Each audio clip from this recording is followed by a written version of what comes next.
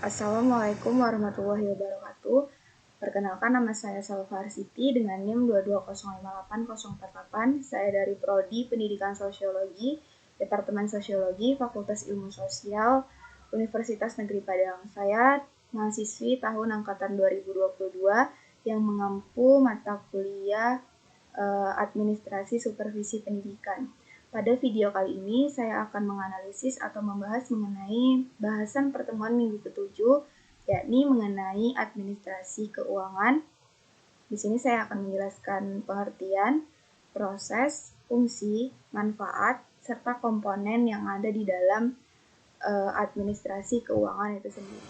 Mungkin dari video yang dapat saya tangkap bahwa Bapak menyatakan di dalam administrasi supervisi pendidikan itu ada paradigma seseorang baik atau buruk dan sebaliknya, dan mengingatkan bahwa sesuatu yang awalnya dianggap tidak mungkin bisa menjadi kenyataan, seperti munculnya koruptor yang handal di tanah air atau masalah dalam lembaga kependidikan.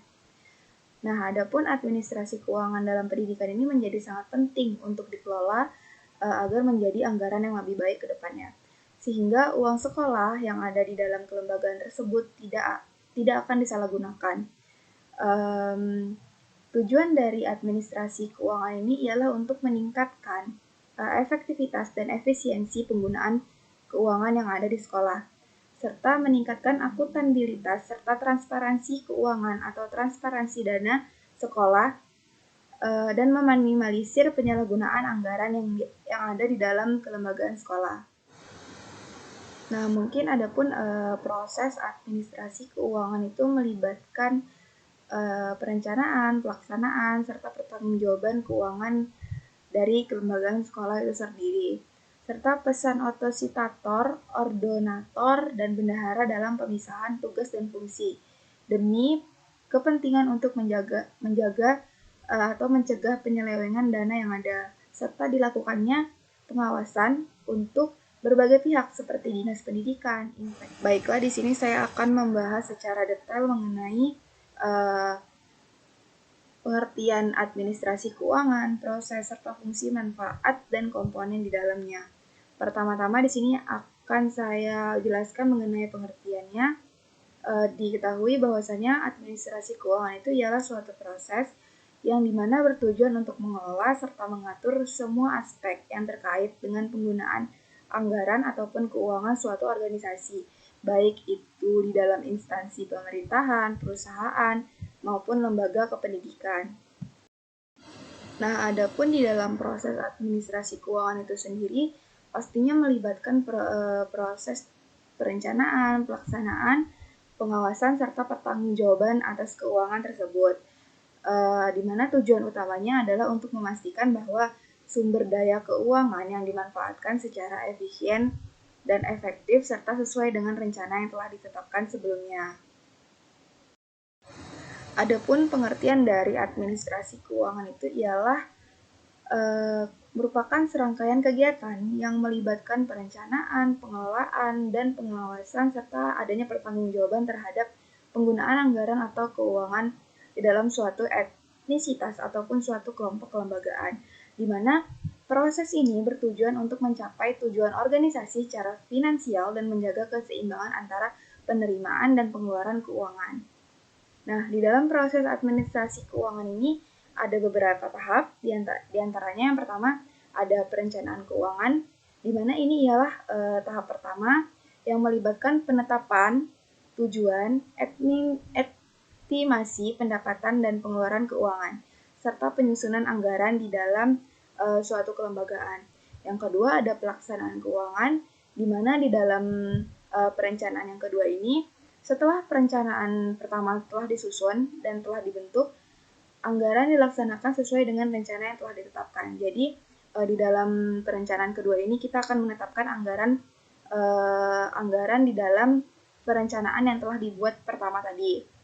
Yang ketiga yaitu pengawasan keuangan, di mana di dalam proses yang ketiga ini mencangkup monitoring atau pengawasan dan evaluasi terhadap pelaksanaan anggaran yang telah dilaksanakan, guna memastikan bahwa kegiatan berjalan dengan sesuai dan dengan rencana yang telah ditetapkan sebelumnya, serta anggaran telah disetujui. Adapun yang terakhir yaitu mengenai pertanggungjawaban keuangan. Pada tahap terakhir ini dilakukan pelaporan keuangan yang berisi hasil evaluasi di dalamnya dan pertanggungjawaban terhadap penggunaan anggaran yang telah dipakai sebelumnya atau adanya transparansi dana di dalam proses pengelolaan keuangan kelembagaan pendidikan. Adapun pembahasan selanjutnya itu mengenai fungsi dari administrasi keuangan, di mana fungsi ini yang pertama itu ada perencanaan keuangan. Tentunya fungsi ini untuk menetapkan tujuan keuangan serta merencanakan alokasi dana atau anggaran dan mengidentifikasi sumber-sumber pendanaan dari mana sih uang itu berada atau terdapat di mana saja agar dapat meminimalisir terjadinya penyelewengan dan penyelewengan uang di dalamnya.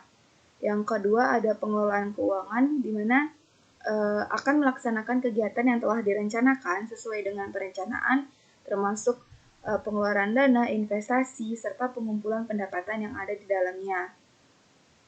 Yang ketiga ada pengawasan mengenai keuangan, yaitu memantau pelaksanaan anggaran dan mengawasi evaluasi kinerja keuangan untuk mengidentifikasi perubahan atau perbaikan yang akan diperlukan ke depannya.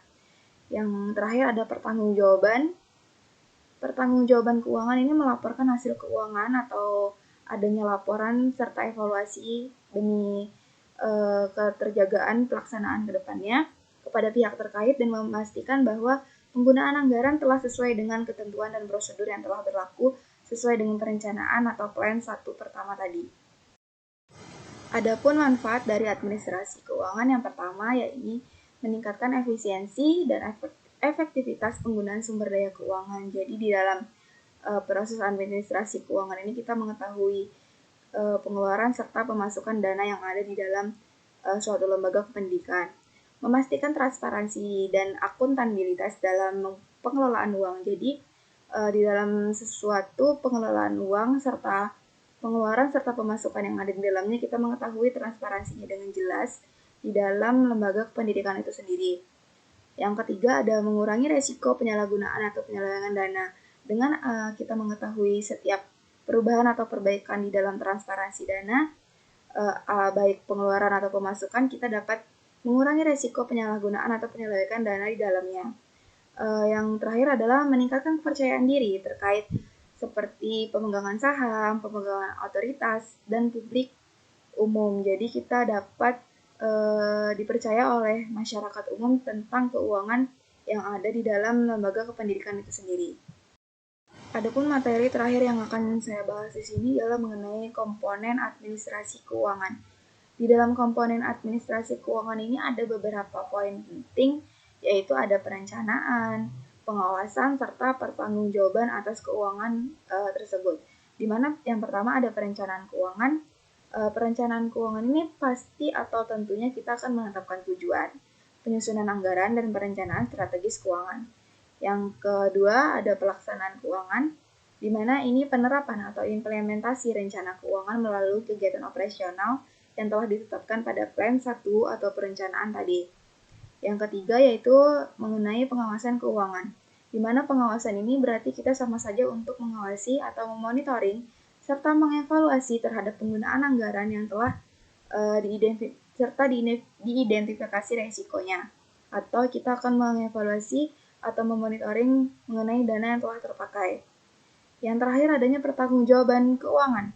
Berarti di sini pihak terkait harus melaporkan atau mentransparansikan pelaporan keuangan dan pertanggungjawaban terhadap pihak terkait atas penggunaan dana yang telah terpakai. Baik, pada pertemuan ke-7 kali ini mungkin itu saja yang dapat saya bahas mengenai pengertian, proses, fungsi, serta manfaat dan komponen di dalam administrasi keuangan. Saya Salva Arsiti pamit undur diri. Apabila saya ada salah kata saya mohon maaf. Apabila saya ada salah perbuatan saya mohon maaf. Saya akhiri wabillahi taufiq wal hidayah. Wassalamualaikum warahmatullahi wabarakatuh.